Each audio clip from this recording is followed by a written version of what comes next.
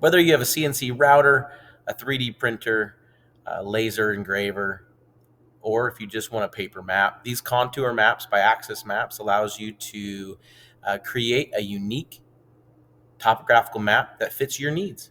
Contours doesn't have an overlay map where you can overlay Google Earth onto this. And so it takes a little bit of nuance trying to find out where your location is.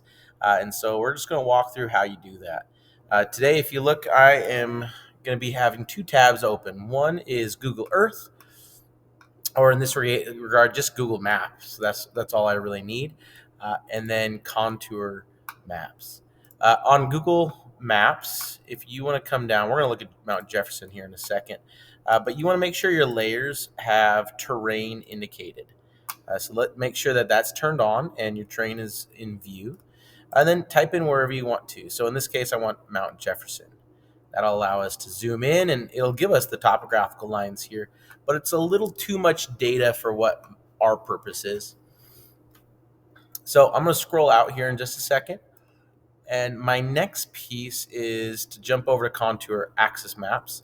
So I can relate and I can see this topography and see if I can find those same kind of contours in Axis Maps. First, the easiest way to search for this, because there's so much data, is to search for the actual place. So let's go Mount Jefferson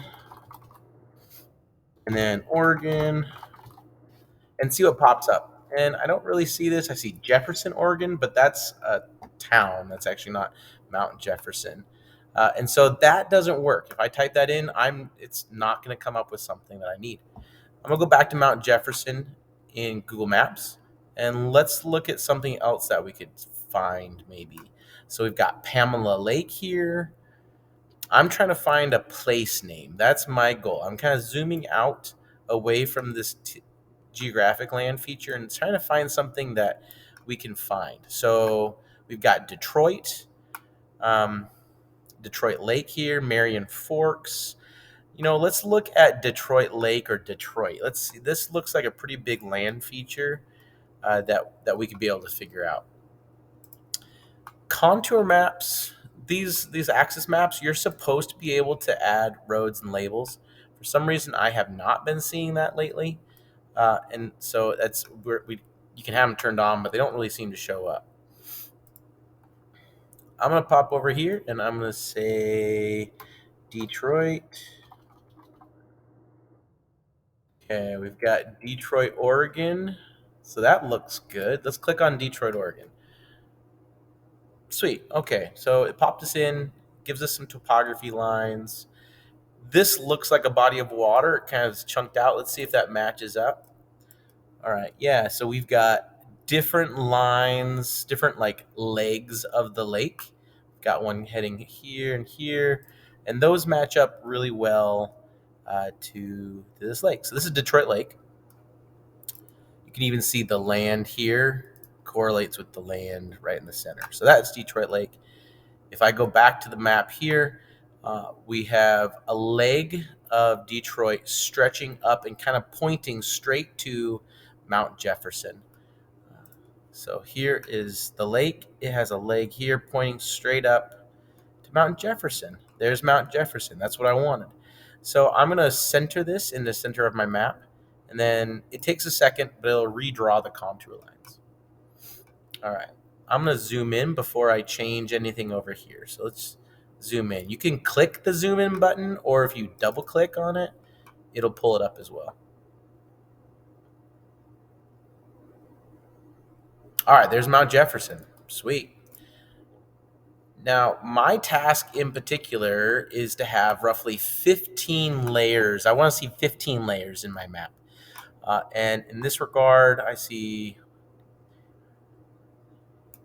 9, and it'll drop down, so it might give me 15. I want a little bit more detail in this, so I'm going to come over to this paintbrush, this edit style, and here I can change quite a few pieces. So for right now, every line represents 500 feet. I'm going to make it 200 feet, not 20. That's not good. You'll see here in a second why 20 is not good. In that case, it just popped us right out. Like it was just telling us way too much data. It's never going to work. So they corrected it to 200. If you went to 20, or I guess I corrected it to 200, way too much at 20-foot intervals. So this is a 200-foot interval. Every line represents that. If I want to see that, I can go bolded lines or index lines. So these index lines allow me to see what I want to see. I'm going to zoom in a little bit more. And so here's Mount Jefferson and Jefferson Park over here. It's kind of hard to find the exact route. This looks good to me. This gives me the lines. I'm seeing a little too much data here, so I can, if I needed to, I can come in here and tweak this and reduce it or increase the interval and how that works. This is what I would end up wanting to print. Now, there's a couple different ways to print. If you're looking to do 3D printing, if you're looking to do laser printing or CNC router, you're going to want to jump in here and get an SVG file, and you can download that right here. PNG is going to give you a raster image that you can use. Or for us, what I'm just going to do, just because I just want this image, is I'll do a screen print,